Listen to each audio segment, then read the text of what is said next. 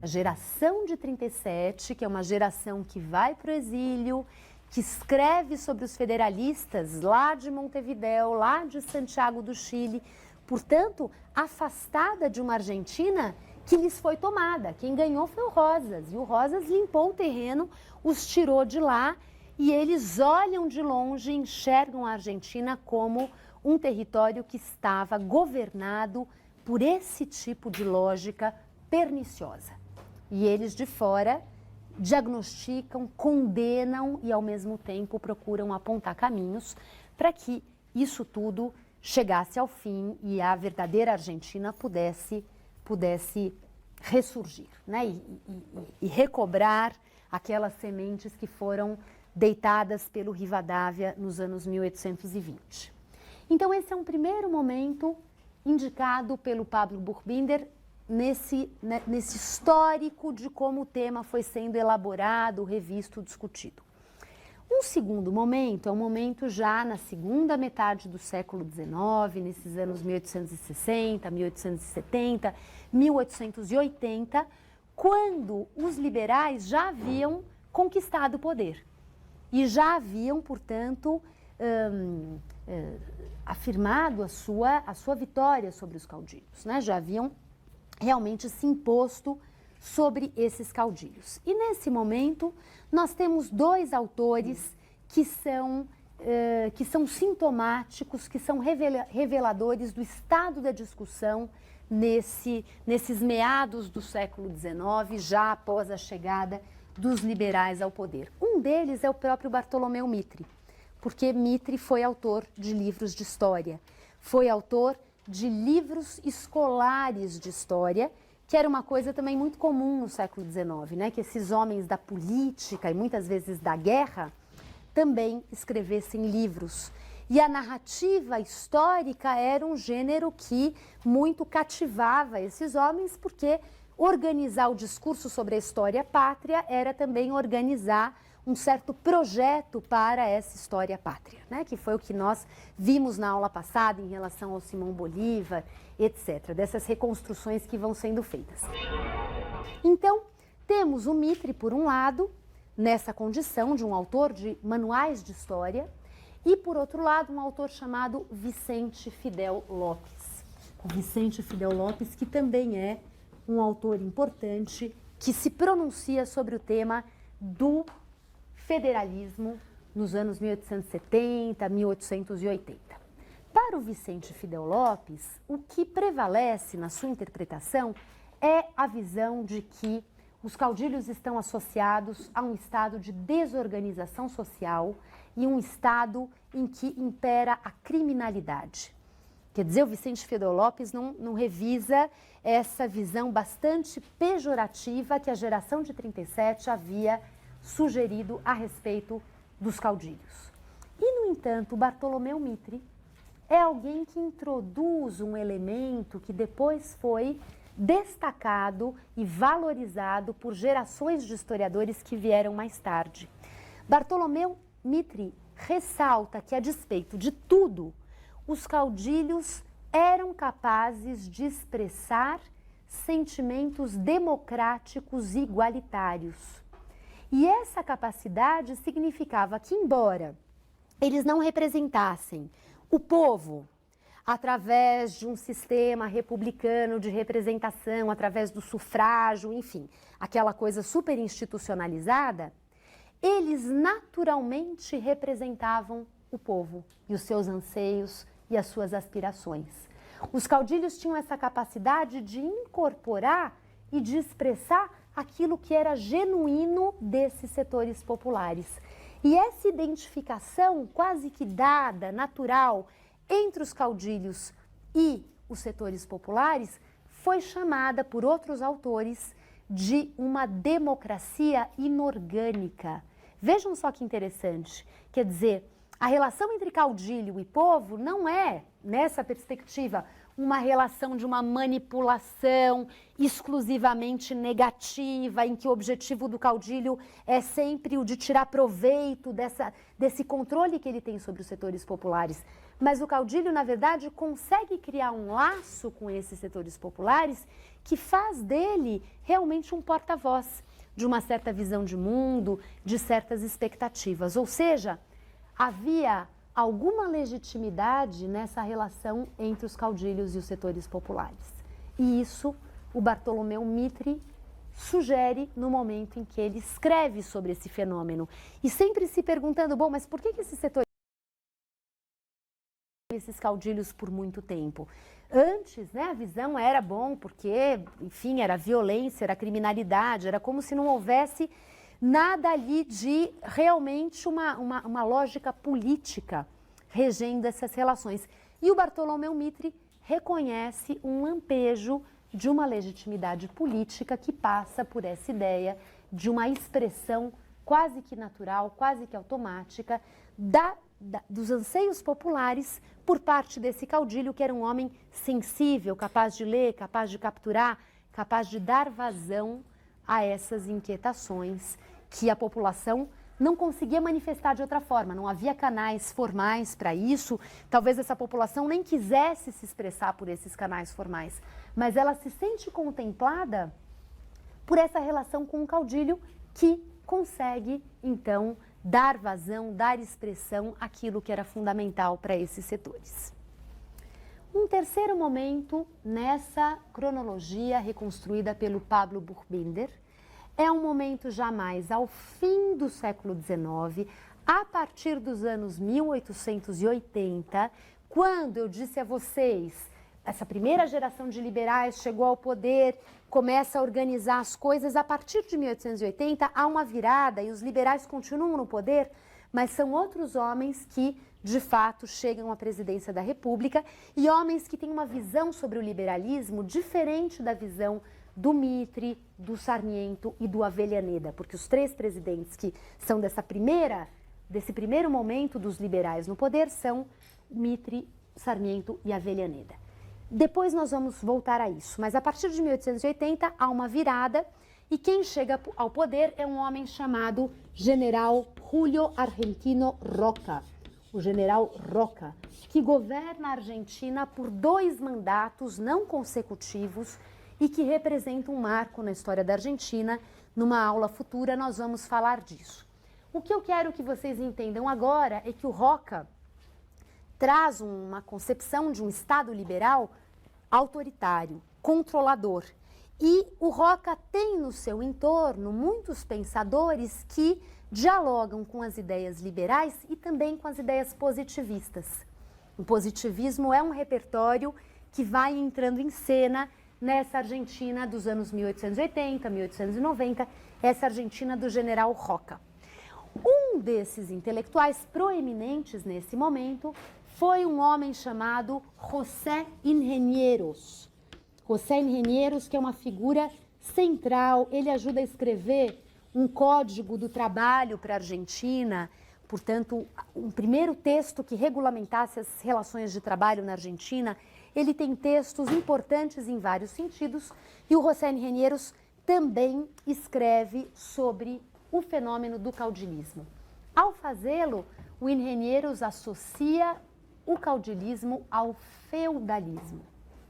Vejam só como isso tudo vai sendo ressignificado, a gente consegue fazer pontes com o Brasil, inclusive, né? Esse mundo dos coronéis, das grandes fazendas. Houve quem dissesse aqui também que isso era feudalismo. E na Argentina é o José Ingenieros quem propõe isso, portanto, de alguma forma, com um novo conceito, com uma nova matriz interpretativa, mas também reafirma esse lugar do caudilismo como o fim da trilha, né? Aí não tem nada que possa se salvar. Nesse mesmo período, entretanto, outros intelectuais positivistas que também eram ligados ao Roca recuperam o debate sobre o caudilismo de uma forma afirmativa. Dentre eles, um autor também importante nessa época chamado Carlos Octavio Bunge, que também tem uma série de textos e, enfim, uma figura proeminente nessa entourage, nesse ambiente do governo Roca na Argentina do final do século XIX. E o Bunge vai chamar a atenção para o seguinte: o caudilho deve sim ser objeto das nossas atenções, porque de alguma forma o caudilho conseguiu lidar com o problema das massas populares, com o problema dos setores populares que são inorgânicos, que são desorganizados, que são uma ameaça para as elites, para a ordem é fundamental aqui nesse estado que olha para o positivismo, e os caudilhos conseguiram encontrar uma solução para isso. Encontraram essa solução, entre outras coisas, vai dizer o Bunge, através de uma psicologia social, de uma psicologia das massas. E por que isso é importante para o Bunge nesse momento? Porque a Argentina da virada do século XIX para o XX é uma Argentina que recebe milhões de imigrantes.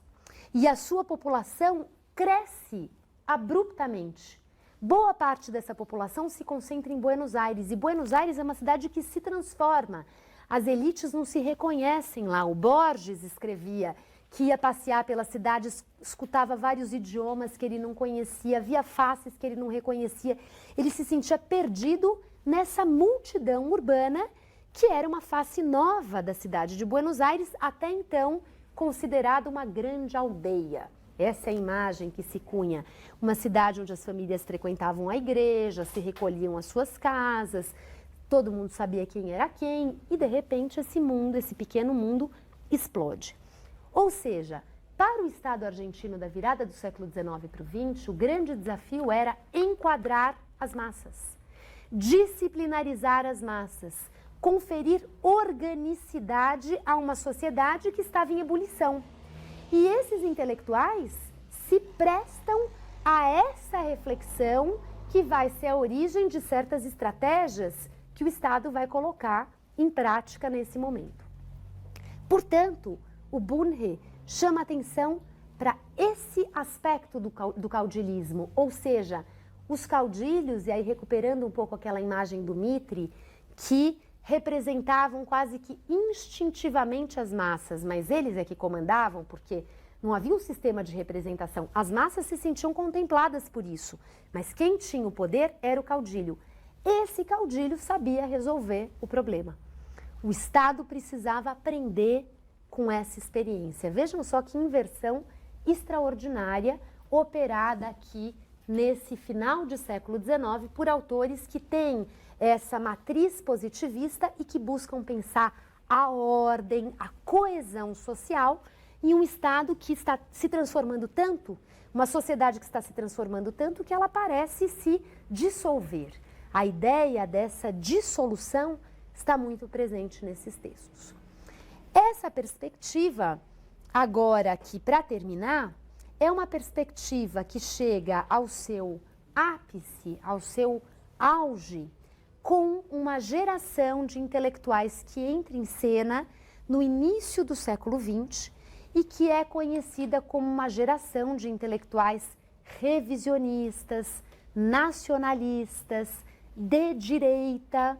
O José Luiz Beired, um professor, colega meu, professor de História da América na Unesp de Assis, tem um livro chamado Sob o Signo da Nova Ordem, a Direita Nacionalista na Argentina e no Brasil, de princípios do século XX. E ele está falando desses homens, desses intelectuais, que olham para o fenômeno do caudilismo e reconhecem aí as raízes de uma verdadeira Argentina, de uma Argentina rural, de uma Argentina católica, de uma Argentina hierárquica, em que os valores hispânicos coloniais estavam presentes, uma Argentina em que a autoridade, a hierarquia social estava muito bem consolidada e que contrariava, portanto, a experiência social dessa Argentina de início de século XX, onde as multidões de anarquistas, socialistas, comunistas faziam greve, desfiguravam, entre aspas, a cidade de Buenos Aires, eram homens que não correspondiam ao imigrante imaginado lá pelo Rivadavia, lá pelo Alberdi, porque eram homens analfabetos, eram homens pobres, eram homens simples, que viviam em cortiços, e que não tinham aquela civilidade esperada do imigrante que viria para transformar a Argentina. Transformaram sim, mas transformaram para pior na visão desses homens, porque trouxeram a anarquia, trouxeram o questionamento da ordem social para o seio da sociedade argentina.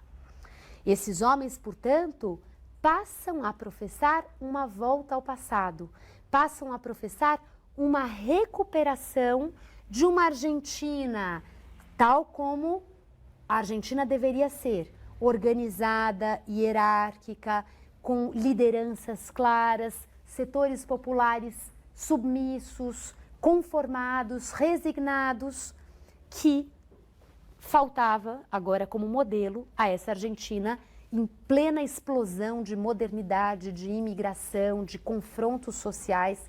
A Argentina do início do século XX é um país que vive alguns momentos de estado de sítio, porque o Estado procurava conter aquela ebulição toda e decretava o estado de sítio, porque as coisas pareciam muito realmente transbordantes. Então vejam que interessante, essa geração nacionalista, revisionista, de direita, de princípios do século XX, revisita o tema do caudilismo, reconhecendo ali as marcas de uma essência nacional argentina que estaria se perdendo em meio ao processo de modernização. A Argentina pura, que tinha uma matriz cultural definida, com contornos bem definidos, estava sucumbindo em meio à modernização. E os caudilhos seriam um dos pilares dessa essência nacional idealizada lá no passado.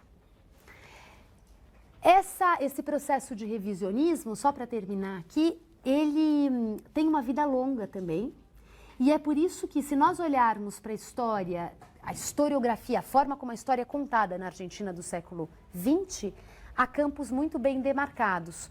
Para alguns, Rosas é o bandido da história, né? O ditador, violento, arbitrário. Para outros, Rosas é o verdadeiro argentino, que defendeu a soberania nacional, que defendeu a Argentina contra os estrangeirismos. Veio o Rivadavia todo deslumbrado com Paris e o Rosas deu um basta lá, um alto lá e reafirmou o que era a verdadeira Argentina. Ou seja, para alguns o Rosas é o defensor dessa soberania contra toda uma linhagem de gente que só queria europeizar a Argentina e com isso abrir mão da essência nacional. Eu só quero comentar um pouco, diante dessas leituras que tiveram momentos muito marcados, né? São leituras datadas, como nós diríamos, né? Cada momento tem uma chave para pensar, projeta nessa chave questões políticas da sua própria época, como costuma ser. O que dizem os autores dessa coletânea em relação a, bom, e nós? O que temos a dizer em relação a isso? A geração de 37 disse uma coisa, o Mitre disse outra, o Ingenieros falou uma outra coisa. O que dizemos nós?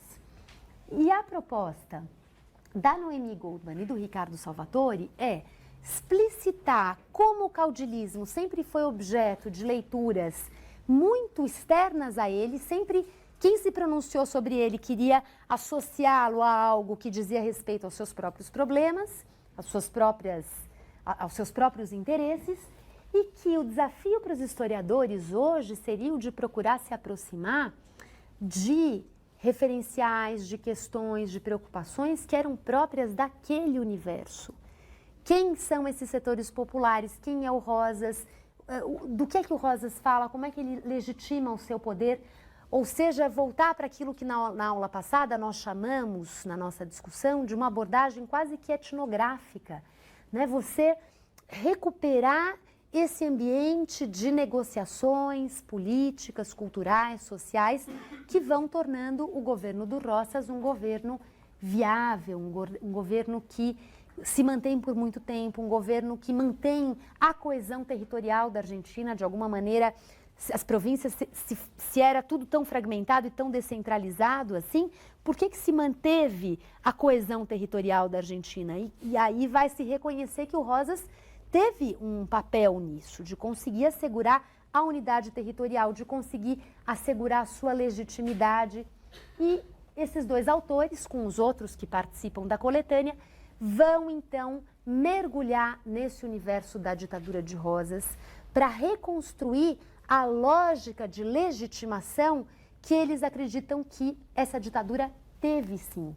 Ou seja, ela não foi ou bárbara ou usou a psicologia de massas, não. Ela teve sim estratégias, ela se baseou em relações que tiveram uma legitimidade ao longo daqueles anos. Eu não vou recuperar aqui todas as chaves que esses autores recuperam, que são muito interessantes, realmente eles são muito cuidadosos, muito criativos naquilo que eles vão puxando de fio para conseguir reconstruir esse cenário dos anos de governo Rosas. Quero puxar somente um desses fios aqui para encerrar, que é a análise que eles fazem sobre o republicanismo em Rosas. E a conclusão a que esses autores chegam é de que Rosas se apresentava assim como um republicano, mas como um republicano que se amparava no modelo de república da Roma clássica e não na República Francesa ilustrada que veio à tona com a Revolução Francesa. Que Rosas recuperava uma série de referenciais que estruturavam do ponto de vista político e do ponto de vista simbólico aquela República Romana clássica. Por exemplo, a valorização do mundo rural, o mundo rural como sendo um esteio da vida republicana, que é o oposto do Rivadavia, né? Para o Rivadavia, Buenos Aires, Paris é a cidade que serve de amparo para a República. E o Rosas transportava esse esteio para a zona rural, é o campo que guarda os verdadeiros lastros da República. Ao mesmo tempo, Rosas prezava as virtudes cívicas e exaltava essas virtudes cívicas o tempo todo e fazia com que os setores que viviam em torno dele incorporassem, experimentassem essas virtudes cívicas. Então, as festas cívicas, as representações cívicas em Buenos Aires, que era onde Rosas estava sediado, eram fundamentais na sua estratégia de governo. As pessoas saíam às ruas com lenço vermelho no pescoço, participavam de desfiles, participavam de uma série de rituais simbólicos que referendavam essa ideia das virtudes cívicas que os republicanos precisavam encarnar. Ou seja, toda essa vivência das virtudes cívicas foi engendrada, foi colocada em cena pelo Rosas ao longo do seu governo. E um último argumento que eu destaco aqui, a questão dos inimigos da República. A República sempre ameaçada por inimigos que querem sufocá-la, que querem abortá-la. E esses inimigos precisavam ser contidos, precisavam ser afastados, precisavam ser neutralizados. E esses inimigos, então, são esses leitores de Rousseau, de Voltaire, são esses homens da geração de 37 que ameaçavam com ideias alheias à República, porque a República é a República é essa Argentina tradicional. E as ideias modistas alheias à República, que esses homens, Echeverría, etc., do salão literário em Buenos Aires, queriam difundir pela Argentina, ameaçavam a ordem, a harmonia da República. Por isso, eles precisavam ser extirpados. Esses autores, portanto, recuperam toda uma dimensão que confere ao Rosas uma condição de um político que não agia no vazio, que não atuava num vazio de ideias, que não atuava num vazio de negociações políticas, que não atuava em um vazio de instituições. Ele atuava dentro desse ambiente que necessitava, que demandava discurso político, simbolismo, estratégias, luta, confronto e, ao mesmo tempo, alianças, negociações. O Rosas, portanto, construiu o seu caminho não na barbárie, no vazio, mas ele construiu o seu caminho com uma trajetória plenamente política. E essa trajetória não foi de forma alguma alheia ao referencial republicano. Tá? Então, por aí vai. É claro que um livro é um livro, né, mais complexo e mais denso do que tudo isso. Eu recomendo que vocês leiam, porque aí o debate historiográfico está muito bem construído. Então, a gente é uma aula de historiografia, né, de como você se contrapõe a todas as visões que vieram antes para relativizá-las e para, a partir dessas relativizações, propor um caminho novo de abordagem do assunto. E esse livro, termino dizendo, foi tão bem sucedido em termos de desconstruir o que veio antes, relativizar o que veio antes e propor uma nova matriz de análise para o governo de Rosas e, de maneira geral, o fenômeno do caudilismo, que a historiografia vem trabalhando fortemente nessa linha de lá para cá.